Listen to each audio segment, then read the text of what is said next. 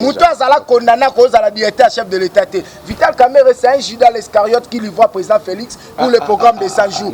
Vital Kamerhe, Ataye Soye, à Obimate, avant Bimobi Eloni et Salam. Il faut Coupe du Monde de Betamala Congo. Continuez à regarder Voumoulé, était à Chadari, était à Némi, était à Banyangala, les 4 ans sur un front commun pour le complot du Congo. Et niveau Bakabila te. Place on a Yakoya te poser l'autre côté, papa s'assoit Yaki. Ça dit un niveau Joseph Kabila te, à ça sénateur à vie niveau les agas avant d'aller député, par Massalangai, Daniel Moussa Safou, Bavanda côté wana, Christian Vouanga, Bazarane Bazarana pour n'empêcher sa moi coloration bien étant que député et ça rentré parlementaire. Qui n'a 4 FCC candidat Zate. Balongo la combat Joseph Kabila en 2023. Le temps passé ne revient plus. En faisant des erreurs, on acquiert la sagesse. Nanzela justice à Pamba, à Botoli Sénat. Nanzela justice à Pamba, à Botoli Assemblée nationale. Nanzela justice à Pamba, à contrôler le gouvernement, puis à mettre le premier ministre en difficulté. Oh, José Makila. Aza flatteur, l'aider. Aza Mouto, Aza sincérité, pas Aza sérieuxité. Chantina lobi bien. Nakofuta nyongo oyo nga la salélité qui mouta est vivant et ça Joseph Kabila ne mouta lukango parce que pendant 18 ans ça m'engage que moi mais c'est le journaliste. Non Joseph Kabila ça m'engage que moi oui c'est normal Joseph Kabila oui na poto basala oui na pays de trop mais pendant 18 ans na ba minéraux tozalango est-ce que Kabila kokai ko sala hôtel à sali na Tanzanie te asalango a cher à boire la caravane passe après Fachi Congo est comme un paradis. Vrai ou faux, Kamerhe a été sacrifié par Tshisekedi? C'est faux et Kamerhe c'est un Jida. Kamerhe n'était pas n'importe qui. C'était le confiance du chef.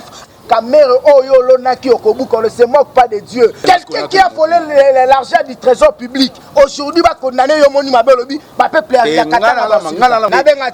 Sami Bona, Sami Kozabor à Kamerhe. Kamerhe a été 3e dans l'élection 2011. À ça, la politique a posté. Ah, papa, partir ma lettre. C'est là que Kabila est en 2020. Mais la politique, c'est bon. On a Kobet a raté, Faïlou, c'est un traiteur. Joseph Kabila n'a dit que n'a pas peur de candidats Zate. Denis Lessi.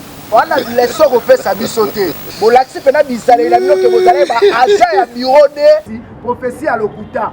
On a Moko, prophète Azara Moko. Et ça, Jamar Kabunda Kaboun, 520 gigas. Vous êtes si nombreux devant vos postes de télévision pour suivre cette émission. C'est JK Télévision, Josiane Combo Télévision. Un grand merci à vous, mon sponsor officiel. Un grand merci à vous, Moïse Combo Makila, champion, l'homme à la Mercedes, il séjour en Toulouse. Aujourd'hui, je suis avec vous pour essayer de parler sur la politique. Un grand merci à vous, mon sponsor officiel aussi. Mes sincères condoléances à la famille. Aussi mes sincères condoléances à la famille Combo. Au Baza, il pouvait perdre oncle, papa, Leki. Noko, Coco, à la fois, un grand merci, je suis de cœur avec vous. D'ailleurs, le vendredi, je ferai des moments pour nous à matin, papa Nabiso Moïse, Combo Makila, champion. Aujourd'hui, on va essayer de parler. Vous avez belé beau dans la vision Nambandaka, na Bwende, na Bokungu Ikela, Mbote na Bion na Kasai, na Kasumbale, Sa, Goma, Sid Kivu. Je suis de cœur avec vous. Ndeko Bota, Biso na Beniawa. Mbote na Bino, na Zana Bino, ici, comme Moko na Molimo. Babinzo, Basimanzo, Tokasimolimo, Temba aussi, Molimo.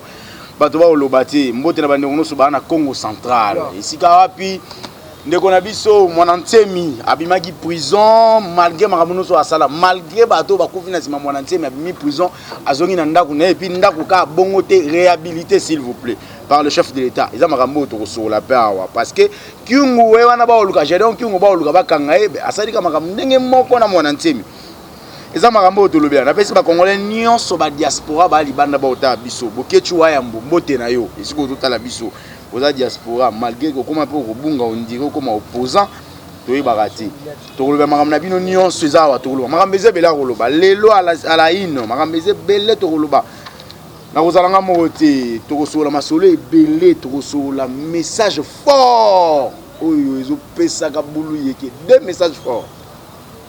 Il y a des choses à rentrer parlementaire, Mamoto Mouna Ndeko Kabila na scène. Pendant que Ndeko Kabila na scène n'a pas du peuple, président il y a Brazzaville, il y a qui a Koutani na Mokonzi ya mboka awa ba solo là. Actualité zaki yango wana Kabila il faut acha bango mopandi ya bimi to ka makelelo Kabila saki dans le toit il y a rien à parler, rien à dire. Et le Wali Bosso Yami Balé prophète à monnaie dans beaucoup de la nation, il s'est prononcé depuis avant-hier si je m'abuse pas pour dire que 2023, Kabila va revenir au pouvoir. Tout est battu dans le mécanisme Nini, Kabila Oyanango. Mais, si j'ai zappé Belawa, Oyoto le Bela Makambo secrétaire 2023. Est-ce qu'il y aura bel et bien des élections? Nazanga Moroté. Merci beaucoup Nabandeko Basimbi ba caméra pour la base en image. Regain Mpenge. Merci beaucoup Charlie Mavouza l'impresario. Merci infiniment. Nazana Mona Mboka, trésor international. Yé Aza parmi ba lobby la makasi ya IDPS. Nabi bien, je précise bien, je pèse bien mes mots. Aza parmi ba lobby la makasi ya IDPS. Donc, oya kolobawa boteni yerigia te boteni ngape rigia te na mituna rotuna. Mboti mwana Mboka trésor international. Ah mboti Nicolas. Plaisir au mona mikolo belé bande on a vu sur mona okala. Te ba obika ba contratant to za ko mapera ko ba bengi yo lobi nazana makambo moko toyo. On nous offre na pa ba cher auditeur makamezaka ba très cher téléspectateur. Très cher téléspectateur ba biso mo ba fidèle internaute so to sara sa bango biso to zalate. To zapote bango ba pesa ka lito ipe balanda batala ka biso. Yango tozali so esali ke nazapa na hôtel msunde komsu pa benga coïncider. C'est ça. Lokola na yebi ke yo pe bilaka ezebele na kimi pe na mbangu. Ya kusani na yebi ke mitune kozalaka ya yo. Ya ne kozala ngai po ezali mikolo tolobela pièce par pièce. Pièce par pièce. Yango ndesika na kango lelo wana. Pièce par pièce. Merci beaucoup à Scotty Kabalo pour l'assistance. Merci beaucoup parce que bande ko basé belé monsieur kozala kitoko lelo. Non promettre bino en tout cas na moniso na kwanza mutu bo ese émission. Oye oza makitoko makasi nganzambe na ngai motuna liboso yango ye Kabila Tshisekedi autour du remaniement du gouvernement. L'ancien chef de l'État, sénateur envié, le président actuel Bazaki Bongo na Sintasele dimanche le 20 basolo la pona remaniement du gouvernement na kata remaniement na ngana omona da eteni akolongwa na éviter. Non, on est chef d'État à remanier et tenir, na éviter point de vue. Bon, c'est tout à fait logique, nous sommes en coalition. Vous savez que les enjeux de la démocratie, aujourd'hui, pour nous définir que Mboka na biso kotamisa conformément esprit à état de droit et non ndenge ba memaki on a régime à camaraderie et régime sanguinaire. Et on a dit qu'il est bel et bien pour remanier Salama. Et avant notre remaniement, tu nommer un informateur. Il faut identifier les vraies majorités. Kolongolete n'est pas promis. Et tu olongwa ne yozolinga oui akolonga pas za net. Mais nenga na olinga te ndeba ndeko ba kongolé ba olinga. Voilà. Kolongolete ni ezapé.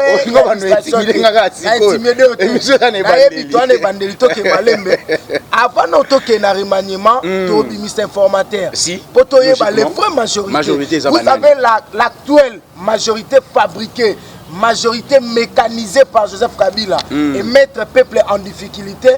À l'occurrence, il y a en soi-disant représentant un peuple dans l'Assemblée nationale. Mais c'est clair, papa. Majorité fabriquée. Tango bino bo loba awa kabino bo kangama na majorité bo kangama kaka na machine à voter. Kabila obetera ba carte na ya tota ndeni ya kozgaza majorité. Abimisi a aligné 14 000 candidats dans la députation provinciale qui est nationale. Bino il dépasse bo aligné qui combien de Très bien, très bien. Vas-y na peso maloba. Très bien. Au moniteur ngolo babongo yebisanga batuana baza au service ya peuple to baza au service ya kingakati pe ya un homme. Na bino baza au service d'un homme. Ezaki approuvé na rentrée parlementaire. Oh, il y a les 15 awa. Tout le monde est bateau au service d'un homme. Bazo ko acclamer pour Nandeko na bango. Oh, aza sénateur, mais bango baza ba député élu par la population. Oh, ba telemi. Oh, ba telemi tangwa ya maye. Parce que yo ebsanga ke batwana boko telema abude sénateur en vie. Ngana ye ana défendre mutute na ina défendre population na parti na ngai. Na ina lo balo ke moni bateau ne so mona kiwana. Quand ngana lo baboro international à Sataka mingi na mana PPRD, IDPS lo barate. Peuple ye mo lobby international oza la raison to moni ke bazali au service d'un homme de Kingakati et non au service de la population qui est Joseph Kabila. Oh, bon, on va mettre les mabou. Deux points d'interrogation. On a vu que les majorité mécanisée et fabriquée sont des députés nommés.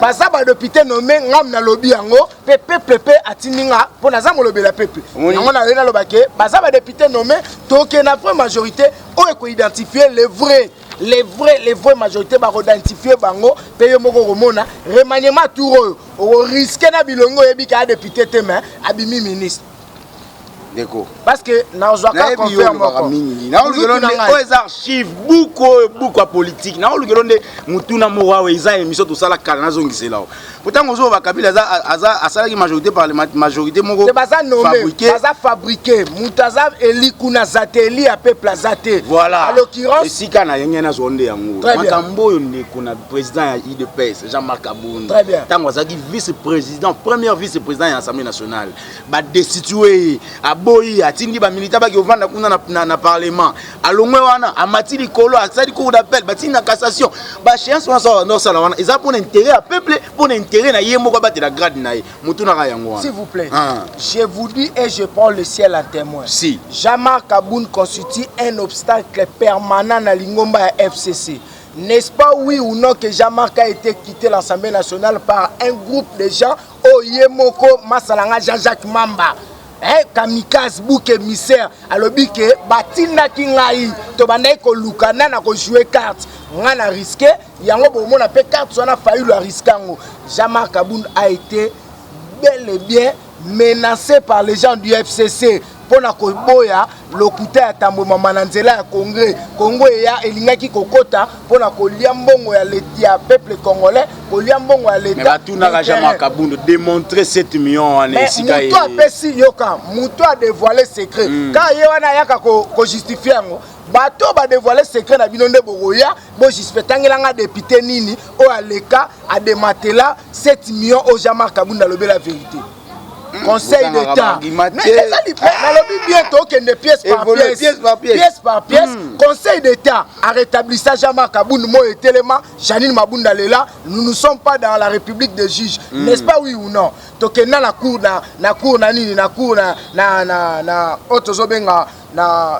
comment dirais-je?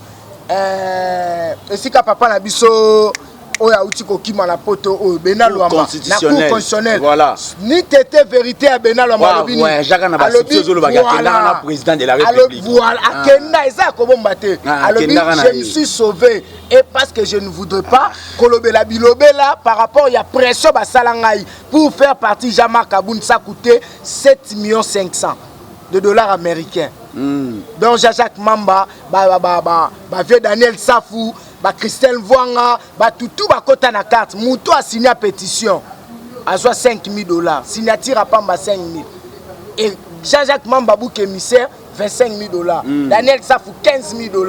Na tanga bakombo na bango.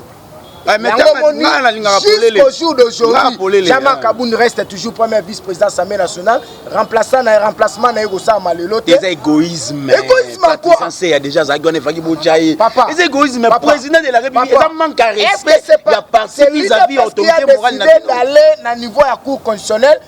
Les FCC n'a même pas de Nani a salagi choix parti censé. Mais c'est la hiérarchie du parti. Les mêmes hiérarchies, on peut sa confiance na IDPS, il a Jean-Marc Aboun. Mais na lobby clair. C'est la hiérarchie du parti qui est conduite par, incarnée par Félix Antoine Tshilombo Tshisekedi. La même hiérarchie du parti. Non. Madame Patricia Seya reste toujours le choix probable de la hiérarchie du parti. Mais jusqu'à présent, l'affaire au niveau encore. Non, l'affaire au niveau encore de l'Assemblée nationale. C'est l'Assemblée nationale d'organiser des élections. Parce que tout ce qui est clair, tout les téléspectateurs n'a confusion. Jusqu'à présent, élection Assemblée nationale, il y a premier vice-président. N'a une salamité. Jusqu'à présent, commission d'ad hoc pour organiser l'élection. Et ça n'a noté. Il y a le président Kaboun restera toujours premier vice-président de l'Assemblée nationale jusqu'à ce que la passation, il y a pouvoir. Pour ça, la beauté de la démocratie. Rapidement, Vital Kamerhe aussi, Azaga directeur du cabinet chef. Vital Kamerhe a déjà révoqué. La décision n'a pas été révoquée. Moutou Azala condamné à cause de la directeur chef de l'État. Vital Kamerhe, c'est un Judas l'Escariote qui livre président Félix pour le programme de 100 jours. Nalobino même si soyez, Feka Orobi Maraté. Papa, l'Isola Vital Kamerhe Kobeta Angoteya. Vas-y. Vital Kamerhe, c'est un Judas l'Escariote qui livre Jésus de Nazareth, Félix Tshilombo Makambo, Antoine communément l'espoir de tout un peuple. Celui qui incarne le changement, c'est Félix. On doit dire que Vital Kamerhe, Akaye Soye, Aobimate, avant Bimobi Eloni Salam. Il faut coupe du monde de Betamala Congo. Parce qu'on a pas période d'autres pays en voie de développement. Vandaka Kounoza Jidel Escariote, il y a un homme qui a aimé le Congo, qui l'envoie Fatih Beton pour déboulonner le système Kabili, pour instaurer le véritable état de droit. Il y a un moment Vital Kamerhe à côté de la prison. Merci bien, continuez à relier vous moulez. Était à Chadari, était à Némi, était à Banyangala, les 4 ans sur un front commun pour le complot du Congo. Retirez ça, Banyangala Kata, je te permets, c'est mon émission. Retirez ça, s'il vous plaît. Papa, s'il vous plaît. La lobby bien, ça c'est l'ennemi du peuple. Et quand même la courtoisie vis-à-vis à nos téléspectateurs. Retirez ça, non, monsieur, je m'engage et je m'assume. Ce sont les troubles faits de notre pays. Mais il ne faut pas dire de Nyangala Kata, ce n'est pas responsable. Ceux qui ne respectent pas la population. Mais Nyangala Kata, on a parti politique. Il est le premier ennemi. Le premier ennemi du Congo, c'est Némi. Je dis bien, le premier ennemi du peuple congolais, c'est Némi. D'accord. Le premier ennemi du peuple congolais, c'est lui. Merci beaucoup, je vous en prie. Merci. Ah, moi, je suis combattant, je resterai combattant jusqu'à la mort. Je vous en prie. Kabila na rentrée parlementaire. Pendant que homologue président Zakawa, ayi matanga ya bête na ye, tout à coup Kabila na rentrée parlementaire, sénateur en vie. Fier de lui, hein? Bino, vous êtes troublé, tes places wana? Non-événement. Non-événement? Non-événement. C'est pas une pression d'Occident, s'il te plaît. C'est tout à fait normal, étant sénateur à vie, pour valider son immunité parlementaire. Kabila avait toute obligation de passer par cette rentrée parlementaire. Voilà pourquoi tu as accueilli ma collègue naie ba député ba sepel babio tondo quand tu as mutumunen zoka to esika moko avandi awa na ba sami badi banga ve na biso kulutu makila Tshisekedi a diriger a comment masala eta mwambande ba sala ba blague et voilà ce qu'on dit ba président mi balé hein ba to ba diriger Afrique ça dit kulutu na pire petit nae na futur chef nae ba sa mama matanga et niveau ba Kabila te place on a ya koya te poser l'autre côté.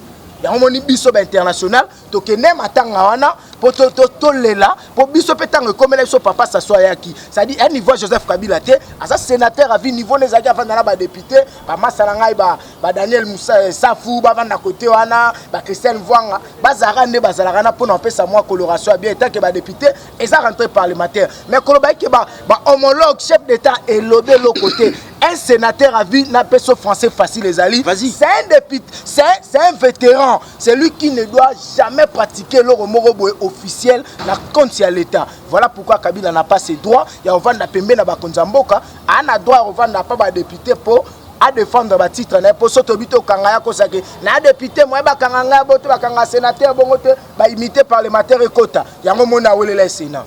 Non événement. Le peuple gagne toujours. Awa Jacquemain Chabani à Lobby, présidentielle à 2023. C'est le droit du FCC d'avoir un candidat. Ça nous fait effraie pas. Nous avons notre champion qui est Félix Antoine Tshisekedi. Avant qu'on a Motuna, le président de la République, Fachi Beton, le peuple est d'abord. Si le mot est qui papa Lobaki, le peuple est d'abord. Moi, nous il y a président les Kakalisouté. On dira Bossana ngoto ndenge nini yo molobele ya parti na minute ozao eza na interpellation mon côté o simbaka makanisi ya Mukwantombolo l'espoir de tout un peuple que le papa Lobaki le peuple d'abord ce qui président ayoke loko wana Vas-y. Au moins nous à l'IDPS, tu primara ba valeur, tu primara ba individualité. Quand Jacquemain Chabani a le beloko, c'est tout à fait logique. Vous allez remarquer que na kati FCC candidat Azate. Baling Azate papa. Candidat Azali, qui candidat Azali. Balongola combat Joseph Kabila en 2023. Tondi maké candidat Azali. Mais baner au sa bino peka boye yango esali ke bino boki na candidat belete na le temps passé ne revient plus. En faisant des erreurs, on acquiert la sagesse. L'IDPS est le parti le mieux implanté du Congo, le parti le mieux structuré, et nous avons une machine politique. Le lot a Fatih lui seul, il a mis toutes les caciques du FCC par terre. Mais je te dis, je prends le ciel à témoin. à lui seul Fachi Nanzela la justice à Pamba à Botoli Sénat, Nanzela la justice à Pamba à Botoli l'Assemblée nationale, Nanzela la justice à Pamba à contrôler le gouvernement, puis à mettre le premier ministre en difficulté. Oh Azali membre y a parti na été. À Botoli Sénat ne ko bande ko ba otap so bana procès. Alina lo baboye. Ah lo ba. Ba wele la kis parlement tina Sénat nzoka babosani justice et boule na bango za indeni. Banda lo ba biso to majoritaire. Biso to en assemblée, biso IDPS en kokaté parce que nous sommes biso mtando votango. Les choses est que au contraire il y a pensé na bango, le tout est revu par rapport à la loi. Que dit la constitution? Que prévoit hors constitution et peut ça privilège, et peut ça avantage et Bimbi Fachi est à garant à bon fonctionnement de l'institution de l'État. Voilà là où FC Samona Moussikate. Et Fachi c'est un démocrate. Un bon démocrate, c'est celui qui fait respecter que les textes. Voilà pourquoi au moni premier ministre belge Alobaki, il ne faut jamais combattre un démocrate parce que lui fera que respecter les textes. Et vous serez devenus comme des dictateurs. Il y a un autre monnaie que parce qu'il y a un régime, il y a camaraderie. Donc les plus forts dominent. Mais si quoi c'est la loi les alikolo à Moutunios. Rien que la loi. José Makila. Asa flatteur, l'aider, asa mouto, asa sincérité, pas asa sérieuxité. Et il y a un bongo yetang azalara vice-ministre à transport. Mais Bobaka pour finir par c'était. Mais papa, et le rôle en néronanga iba yeba yibi micro oyo. Mouto iba nga monani. Parce que il est normal de traduire la justice pour Bamibe Batikali, Basimba Sousouté. Trésor public et ça bien privé à Moutouté. Mon frère, qu'on se le dise la vérité. Vous savez, quand je fais des émissions pédagogiques avec toi, parce qu'il y a des professeurs d'université, des grandes personnes au Hollande-Abisso, et nous sommes le futur force Yamoka Oyo, parce que la jeunesse est la cellule technique de base pour le développement d'un pays. Voilà pourquoi, non, l'ingénieur sur le calmement. Si biso to confiner le passé mais si ba preuve tangible il y a le passé na yo justice a interpellé yo, la justice est bel et bien indépendante et il n'aura pas des injonctions. C'est comme le sang dans un corps humain, ce qui maquille zaté na nzoto yeb sangai muta fonctionner parce que yo so pe sa justice c'est ça musa nango moke ekende liboso neli yango to le que un grand merci na Fachi Beton o aye ko serait état de droit parce que la justice c'est un signe fort au état l'Isara que réellement nous sommes dans un pays développé, un pays de droit. Un pays de droit, un pays développé. Voilà. Bien. Mais grâce à la justice. Justice au Karandé peut nous donner un double tranchant. Un mot lundi, un mot lundi. Gentini Ngobila Gangi Maramasola 60 millions. Justice varie, Azaba porter qui moute à plainte. Tout justice varie à l'Andelangwa, Lukaye, est-ce que c'est vrai ou faux que 66 000 dollars est Kenda? Justice et l'Andelakate, celle, ma pièce. Na ba charge ba rotia likolo na yo ne ko pesa justice makasi Chantina lobi bien na ko futa nyongo oyo nga na salelité qui muta est vivant, c'est lui qui veut avoir ba rétrocession ba nyongo na ye alandaka ki muta et ba tala kuna ke yayi otozo benga ba bafir yayi des histoires insupportables, raison pour laquelle lobi ke qui muta est vivant, que la justice fasse son travail ba okanga ki muta na obi bien ba okanga yo ba okangabino ba bambizo ba okangabino bande quoi front commun pour le complot du Congo car vous êtes des ennemis du peuple. Moutolora Joseph Kabila Ketonga otobenga hôtel le plus luxueux d'Afrique na Tanzanie. Pourquoi pour ça lango mais ata hôtel la pambezate tant to landela ba dossier mongo ala gouvernement. Papa hôtel du gouvernement na obi combien bongo ebima pour mon hôtel du gouvernement obi nengo za courant kutuna mai hôtel de gouvernement nezara malonga te ndeko na kota kuna te papa yo kota mukolo yo kenane mukolo courant sala na gombe courant so kata na ndenge to lingi na uti gombe sikoyo tiozo benga na uti na bureau courant ça papa qu'on se le dise la vérité bazo copie hôtel ka ba monteur ya ba groupe électrogène pour ba gagner ba 10%. L'avantage est déjà snelo le ba otonga banda ko belé to kolandela nyonso na ba préfesa déjà pièce par pièce kolandela maramona nyonso pièce par pièce ya pomme te site qui vous après les drames de Kamituga la population exige la présence de Félix Antoine Tshisekedi le président. Après marambo nous suis ça makuna ba drame ezo ça makuna ba to ba okufa ka bo mona ngote on dirait c'est purement avant Kabila ndekonanga. J'invite la population ya Sud Kivu bozana bino calme na Sud Kivu ya Goma batoto Nord Kivu Ituri Beni Tanganyika nazobenga bino na Kilia président azola la teliko na bino et biso pe to na kimia te po bozo kufa lokola banyama na likambo boyebi te na guerre ezala po na avantage ya FCC à cause ba minéraux nzamba pambola bino bozala kimia président azosala surprise akoya lokola Yesu nenga kaike na kolaka te mena koya bovanda kimia tangu mokonzi akoya nyonso bozomona lelo ekosila bozala na kimia bozala na confiance à chef de l'État on lobai que s'il s'agit apesa mutu na ye pour que bino bozwa kimia aosala yango Fati c'est un homme de parole Fati c'est un homme des engagements yango moni angel américain Azali représentant ya Allemagne abengaki alobini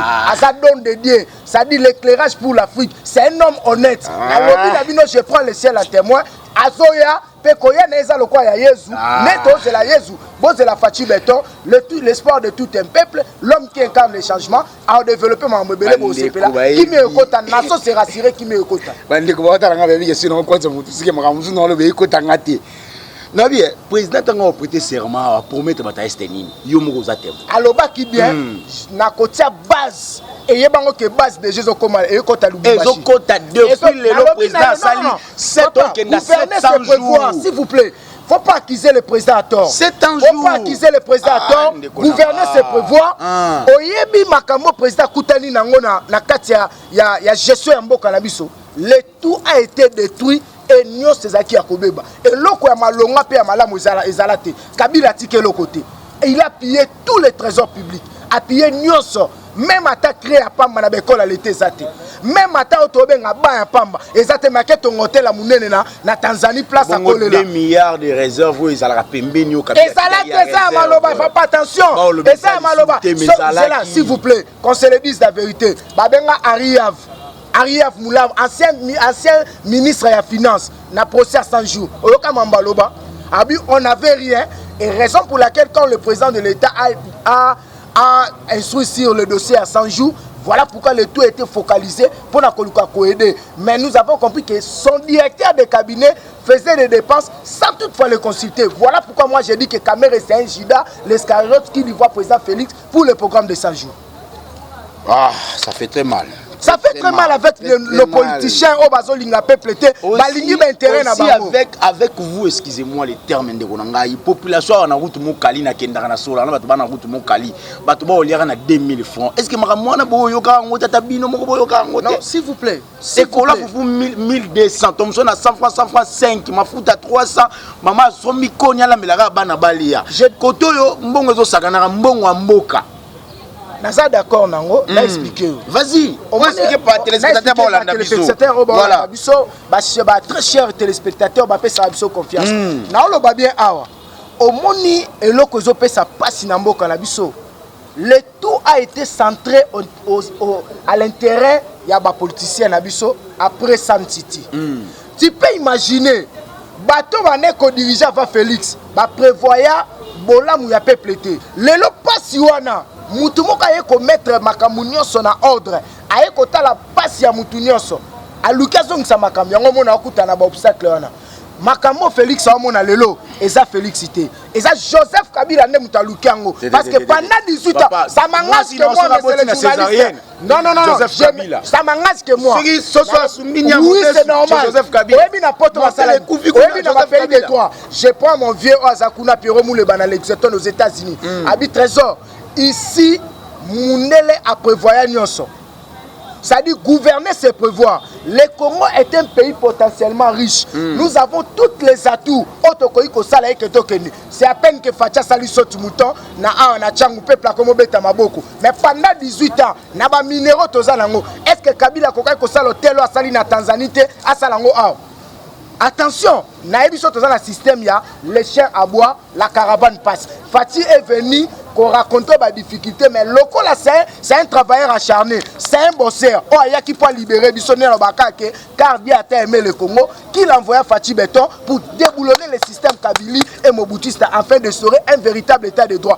Après Fati, Congo est comme un paradis. Ngam na biso kanga likambo et bobo ba image oh. Après Fati Congo est comme un paradis parce que plus rien ne sera comme avant. Il faut d'abord vendre sa justice, il faut d'abord faire partie les anciens figures ya Mobutu na Kabila ko kotisa ba jeune oba ko na idéologie ya état de droit peut ko respecter justice na ba texte mboka na biso. Bozo belé bota biso na Bunia. Bosé belé botanga na Tanganyika kuna na pesi mbote na bandingo so bana Tanganyika. Nane loko kolobate. Lo na kolobate bongo na kwanza ka mutu kuna ka mutu mukusa. So na bina lobawa. Boye bine bosuka wananga. Bandeko bana Bujumbura na lingi bino mingi. Congo central bo benga na moni mikolo bo kitisi ba appel bo matsa niveau ba appel ça biso bien. Bandeko balinga nga pe na moba kuna na territoire moba kuna ba appel na bino to ça nga bien. Ndeko Abdul yaza bongo na Sud Kivu. O lo bana nga makamaka mere ta mutuna na osko tunaki yango na tuna. Vrai ou faux, Kamere a été sacrifié par Tshisekedi? C'est faux et Kamere c'est un gida par rapport à la confiance au président Pesaki. Il a pris toutes les responsabilités à changer Moka Oyo en étant directeur du cabinet. Kamere n'était pas n'importe qui. C'était la confiance du chef. À central ma défense. Yo ebi que Kamere Kabola Mbongo ya Congo l'hôtel Bellevue. Confère comptable ya présidence. Attention, je suis fils digne du parti et Nazar garçon du couloir. Je connais ministre ya profession artisanale John Tumba. Bakena rezo mbongo ya trésor public et outil na président la banque centrale na hôtel Bellevue. Attention, c'est vrai Kamere a sacrifié mais je prends le ciel à témoin. Kamere a subi ce qu'il a semé. Qui sème le vent récolte la tempête. Kamere oyo lonaki okobuka ne se moque pas de Dieu. Au mona Félix comme lokola zoba yuma. Yango te biso ke muto abomba mio na motema aleki muto abomba mio na zamba parce que na zamba to retumba ngo boy osote banyama ba okima. Mais na motema otumba nini ekufela rama ekufela mbwa. Yango ndongo zawana oko subir ba humiliation ya makasi na prison. Kivu na no kivu ba olingati. Papa, bon mona teke ça va être s'il vous plaît. Vous intoxiquez la population. Non.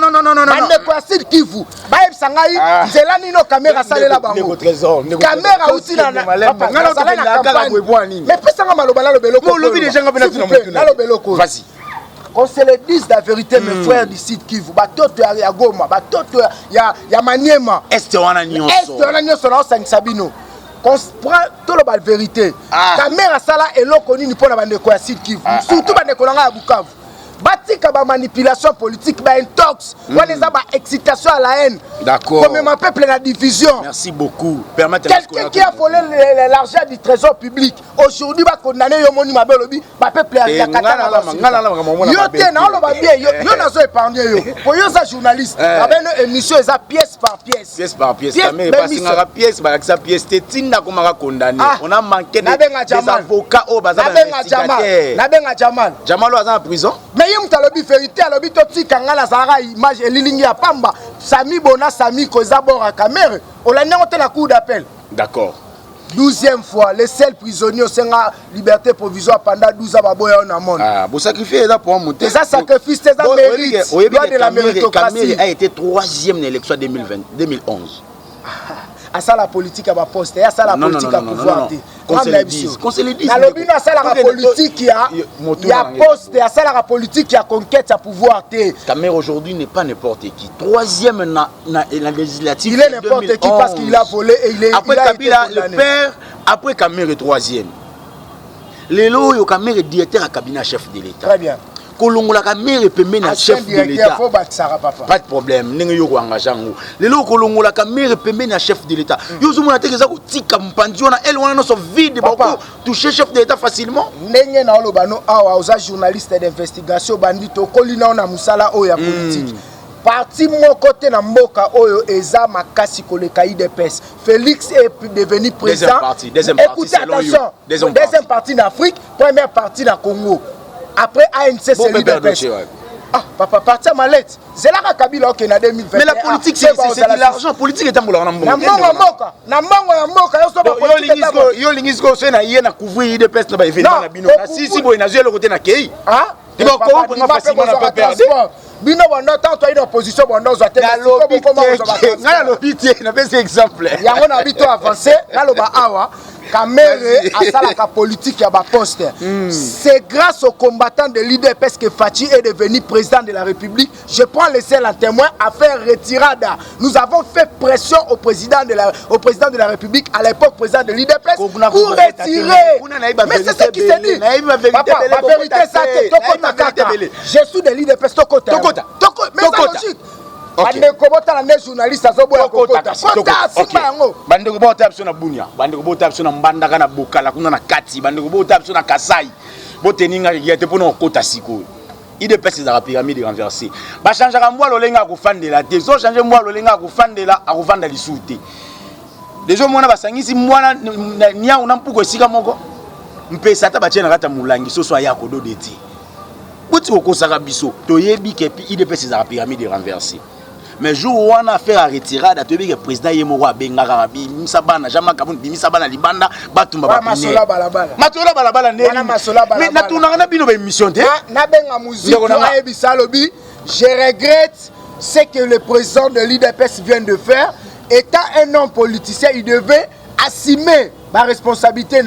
Et pendant la nuit là, cette nuit là, le président dit que je dois respecter ma partie car la décision du Congrès reste irrévocable. C'est ce que le président fait aujourd'hui. Mais qui a appelé Fayoulou changement du Congo. On a bien fait le changement du Congo. L'espoir du Congo. On a bien fait le Kangi. Fayoulou a appelé le président Félix. Je crois que Yon Nenzamba Pessibiso pour diriger Bisso. Oh, on a wapi ndeko na ngai. On a triomphal. On a nata muzuto lobi. Nenga to pour Félix. Soko trahi peuple. C'est un traiteur. Mondo to komela mbondo. Mondo ana kobeta raté Fayoulou c'est un traiteur.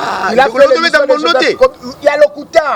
Le président parlait de Mono par rapport à comportement à politicien Abisso. Nous t'avons ta campagne contre il parlait ça devant nous la population. Mais j'étais là, j'étais là. Par rapport il y a comportement politique. Na butu net le bagelo monsieur. Alors on ngozo beteli solo vemende. Na butu banda okende pa ya Kabila na tongo zo ya limité. Papa Tshisekedi dans le bango tosuka. Le lomende à l'école la TV la Top Congo abi je suis de l'IDPS. Est-ce que tant que en 2019 que je suis de l'UDPS awangana kolanda ba politicien na tena vanda kana bango je crois monsieur toi témoin na lobino clair Fati est le don de Dieu, c'est lui qui incarne les changements. Champion du monde. Les amis du Front commun pour le complot du Congo que nous le voyons aujourd'hui. En 2021 nous ne le verrons plus. Jamais. Raison pour laquelle Jean-Marc Aboun, premier vice-président de l'Assemblée nationale, l'homme incontournable de l'IDPS a dit que l'IDPS n'est pas n'importe quel parti. L'IDPS, la génération de l'IDPS, c'est une génération fort habituée à tout genre d'oppression. Et nous sommes appelés à la victoire, à toute oppression. Joseph Kabila n'a dit que n'a pas peur de candidats athées. Et c'est difficile. Maintenant, on a un candidat à Balabala, n'a pas peur de pour 2023. Bon voter. Mais si on compte quand Joseph Kabila, on a regretté et on a dit que va partir Zarakunate. Rapidement, et monsieur Sili. Très bien. Nganayo, on a habité sur Ozalaga. Moi, je vis dans mes propres yeux comme ça. Moukuna Orangé à la 10e. Oui, Moukuna. Aranga à la 10e. Oui, ah, Nikona.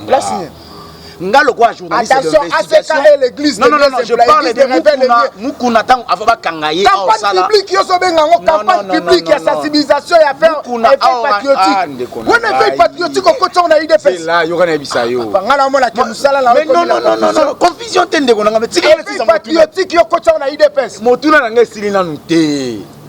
Motuna n'a pas tende qu'on a mis. L'on a mis nos amours de moto pour une. Pona yo eza facile. Na yebi eloko tozo sala, na lobby clair. Mukuna asa membre de la société civile. D'accord. Ou asa na mission na ya éveil patriotique. Ou ils ont engagé. Je refuse pas. Très bien. Mais vous allez quand même informer que Mukuna a été ici à 10e rue à Orangé Liboso ba militaire IDPS. Te nazala informer que na bi que za église a ACK ba campagne nende sala ngo ko. Nazana ba image wana. Mais ça mais au la population. Ah nazana ngote na reçoit yango na chaîne moko na relation ba ndeko batala Mukuna a place ba rangaka Mukuna Orangé. Mais asa libre so yo zo condamner Mukuna. Et bongo de oku sous gouverneur ya ba Congo lobi ka longo PPRD alinga kotane na IDPS. Et bongo de Mukuna. Dans monsieur comme Israël. C'est normal, c'est ça que le pouvoir donne. Voilà. Il faut que Nesika oyo changement zali. Kuna to sala e musala te. Dango lokwa kuna musala bandi. To ya to sam. Maman na ngai monsieur comme Israël. Ni na neske monsieur si. C'est que le gouvernement est normal ndeko oyo prophète de la nation. Denis les au ce qui m'a donné ce point. Kabila revient à l'ali à l'amour à l'ali nzamba on l'a dit que Kabila en 2023 a osé un président Mboko. C'est normal. OK, on va rappeler à la c'est normal. C'est normal. Voilà. Rappel à la qui lobby ba isingani. Dossier au Denis les Saïba Mbongo abimisaka Kabila lokuta bandota bana. Na la muki. Ça aussi misango tu dois la état de droit. pasteur nani s'il vous plaît pasteur nani pasteur oya sous région pasteur Dominique te sous région oya armée de armée na bosa ko papa tawa Jean-Baptiste tawa le pied m'a appelé na nota bimene ngabi international to comme état de droit pour nani nolobela makamna ngata Denis Lesi asko kanga tala de l'église ekena Denis Lesi wana leso ko pesa bisote au moins là ko comprendre bolakisi pena bizala ila bino ke bozala ba agent ya bureau de ya Joseph Kabila l'église de réveil nyonso na parler mutute yango tolo babo sauf nani bien mukuna po ya papa mukuna na nani ngala sana mutute ngala sangisa bango celui qui a trahi trahira ah na aussi malon de Denis Lesi prophétie à lokuta biso ne bandimia ba vrai combattant ba vrai pasteur ototikala constant to bundela moko le changement eya Denis Lesi wana eloko opesa biso te zongisa mbongo ya Jean-Baptiste Tawa zongisa ndaku ya mama no yiba na Gombe zongisa chaîne oyo ya Nzondo TV ezala yo to skoka na bandu akopesa biso exemple te nzamba yebi yo te oza Saül nzambe sa bwaka yo n'importe quoi prophète de la nation babundela mwasi prophète de la nation akangela muninga na ye oyo mwana ya papa sikatenda kanda wana eloko oyebisa biso te Denis Lesi osiliki na mono osiliki mais oui te na siliki te na mono osiliki na expliquer ba réalité totika pepe na confusion te Denis Lesi oloba biloko oyo bakasa lokwa asa ser ye mutaleki kala mingi tabi ke bandoli ambonga Joseph Kabila mais ce cas où Kabila ozonga parce que ça depth na ye poso alobi te Kabila ozonga te za trahison yango na bino sala commerce na yo no sala ya koskoke batu makamba molimo kosimba ngote pona moko prophète azaka moko eza Jean-Marc Kabunda Kaboun 520 giga olobeke les amis du Front commun pour le complot du Congo que nous le voyons aujourd'hui en 2021 gardez-vous silence nous le verrons plus yango to mona ke faire déclare Joseph Kabila e bandana 2021 déclare ya famille Kabila bandana 2021. Ça ne finit pour aujourd'hui. Vous êtes si nombreux devant vos postes télévisés pour suivre cette émission. Émission ici, les rapports. Question mo na nation siko kara siko ka bande ko bay mingi sanga pona mono za bande ko bele ba osila yo ngano rendez-vous ça depuis le question ça pour la louche exige à président Félix Tshisekedi de prendre des décisions courageuses face à la persistance de Salamana est massacre de Salamana comment est sa président population comment est sa président soit la décision ferme c'est ça la beauté de la démocratie c'est ça la beauté de la démocratie c'est ça être au service de la population dans un pays de droit là sur exemple la France c'est tika ba vieux n'a mettre donné vas-y selon moto na moto si les choses ne marchent pas un paisible citoyen qui dit nanda kuna keti na pas la Champs-Élysées à quel obake na sepete la président ça basa ba congolais là où ba sepelité ba réclamer Félix c'est un père de la nation il est logique baloucha va faire sa position na bango ba cause la proposition est sous pression le président sait bien qu'est-ce qui se passe. Merci beaucoup. Rapidement, mot de la fin, il est ici. Merci Nabino la confiance au Salinga ma chaîne Ebele parce que de l'exception à ma chaîne Ebele et je dis un grand merci Nabato pour sa confiance pour tenir ma rigueur c'est rien que de la vérité na télé mais la anti-valeur et na so de la un Congo fort uni et prospère à travers Mouto Azo pour incarner changement et Zali Félix Antoine Tshilombo Tshisekedi. Je dis bien que to simbana to zala simanae Congo eza lelo yango te kozala lobby. Les hommes passent, les institutions restent. Congo c'est notre patrimoine. Bakosi bisope mingi. Total erreur muto ayena makanisa ko pesa mbongo na pe changement. Yepe soki tomoni malamu, to otika ete akotika la comme consultant po ba idée ya malamu asalela ki bisope to continuer nango. Na bengi ba peuple ya est na kimia pe na respect ya mokonza mboka. Kala mingi to kitala mabele na bino.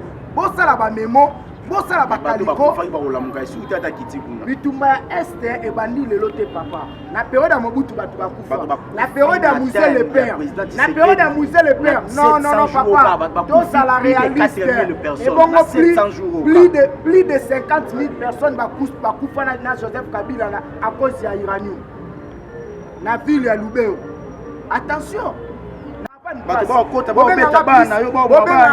plus de 143 Bobenganga na plus 243 82 24 46 445 na Bible plus 243 82 24 46 445 ba remarque pe ba reproche je suis communicateur d'investigation ainsi que les gens qui mia tselanga na WhatsApp na yo betango main libre pour nga bakanga ngate na lobi Congo et ma patrie je prends ma liberté d'expression vis-à-vis à insulté pe na otake na komba mututé la zone bela oyo ezo sepelisa ngai te tant que citoyen congolais constitution pe singanzela na soutenir l'histoire dans le changement pour le développement ya mboka na ngai mote na maluli pas sa place aux alliés mon ami personnel mote na maman Julie engage wa motema otika ngate na ba conseil na pesi mote pa ina mais évangile selon moto la moto papa dona mais ce perron moule bana l'exotone maman Angela Pumbu na bika faso za moko za yo bongo place bozali pour Angela Pumbu ko vanda na kima maman Pauline Mishinga a faso za ka ya yo bo simba yango batu ya poto shikito mushashino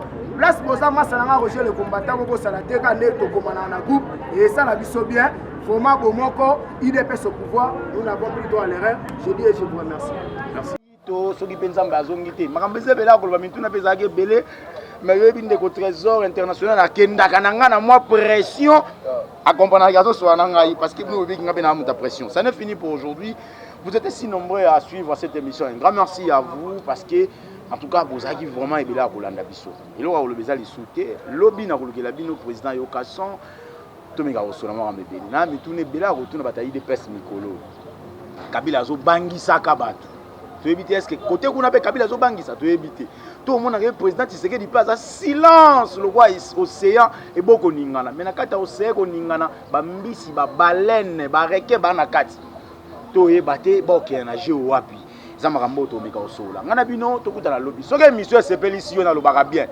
likez commenter partager en tout cas soke sepeli si yo te émission alelo zwa bombe tchana munoko lokwa Kagame akufaki te kangai na mutu yo ne bo bombarder to kuta na mbala sima au revoir.